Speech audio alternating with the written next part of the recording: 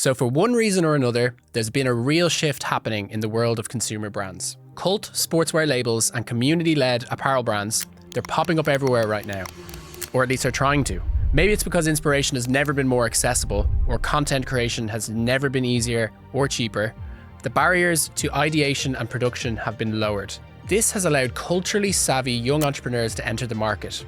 All you really need is a phone and an idea. Organic growth that's driven by content and community is the only real engine left that doesn't rely on a media budget. Whatever the reason, the result is clear. These type of brands, what I'd call cult brands, are on the rise. So let's start quickly with the question, what even is a cult brand?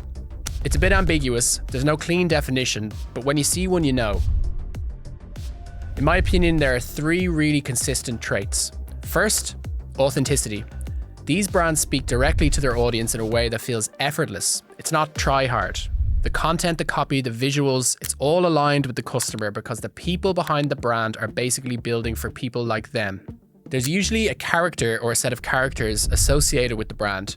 Take someone like A.D. Cole in UVU, or Ross McKay with Cadence, even going as far back as Ben Francis in the early days of Gymshark. These founders live the lifestyle their brand portrays. They're often creators and athletes in their own right, and their brands are just an extension of self. They're not storytelling, they're just telling their story.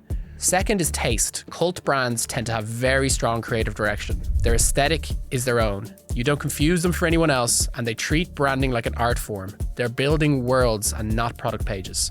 Third, the place of worship.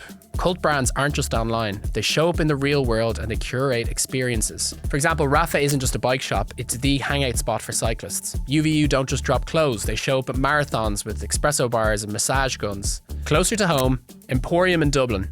They throw parties and you'll see 40 people outside just hanging out, meeting like-minded people. The brand becomes a community centre, a badge, a tribe. But in this, we want to break down why they win from a business point of view, and specifically what their core advantages are over traditional big budget legacy brands. So first, number one, low customer acquisition cost. This is the big one. Most cult brands have super efficient customer acquisition because they don't rely on paid ads the way most online brands do. At Wayflyer, we see significantly lower ad spend, often zero, from brands we define as cult. They grow through organic content, with micro-influencers and community members sharing their own experiences. They don't need to pay $60 to acquire a customer on Facebook. Their Instagram, their TikTok, their newsletter, that's their funnel, and it works because it's authentic. Instead of having to blast people with discount codes and urgency timers, they just build magnetism. People want to be a part of what they're doing. Number two, high lifetime value. Because the customer has formed an emotional attachment to the brand, they stick around. And they don't just stick around, they come back every time there's a drop. They collect. You've got limited edition products that create urgency and collectability. Evergreen items, the logo hoodie, the cap, etc. A sense of, I want to rep this brand to express my identity. This means your LTV shoots up. Customers aren't just one and done, they're members, and that creates serious retention power.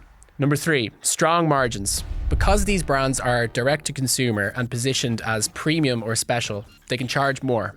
And there's less price sensitivity when the product is tied to their identity. A Satisfy running shirt, for example, might cost up to $140 and people will still queue up to buy it because it's not just a shirt, it's a symbol. And often it's limited. So instead of selling cheap gear and fighting in the discount war, these brands protect their margins and their brand equity by being about something. Number four, the built-in content engine. This is a huge asset. Cult brands aren't stuck doing awkward product shots and writing conversion copy. Their whole brand is content. The founder is the creator. The community wants to be featured, and you end up with a flywheel. Founder shares their lifestyle, community resonates, community shares their own version, brand amplifies it. Number five, scarcity creates predictability. When you operate on a drop model like these brands do, you don't just leverage exclusivity to generate demand. You build predictability into your business. You're not guessing how much to stock. You're controlling the inventory cycle. You tease a launch, you gauge interest, you drop the products, and you sell out. You've got tight inventory, minimal discounting, and a clean sell-through. And this is far better for your cash flow than the regular way. Contrast that with big retailers who end up with dead stock and 40% off sales every other week. So even though cult brands might look small, their businesses are often way more efficient with cash because it's rarely tied up in tons of inventory. Now here's the lesson. You can't just decide to start a cult brand. There is no template, there's no online course. These brands work because they're extensions of real people living lifestyles. They communicate that lifestyle through great content and great product. And most importantly, they attract other people who want to be a part of it. So if you're trying to start a brand like Panormal Studios or Bandit Running, stop thinking like a marketer. Live the life that others are aspiring to, then build the brand from that. And that's what makes a cult brand.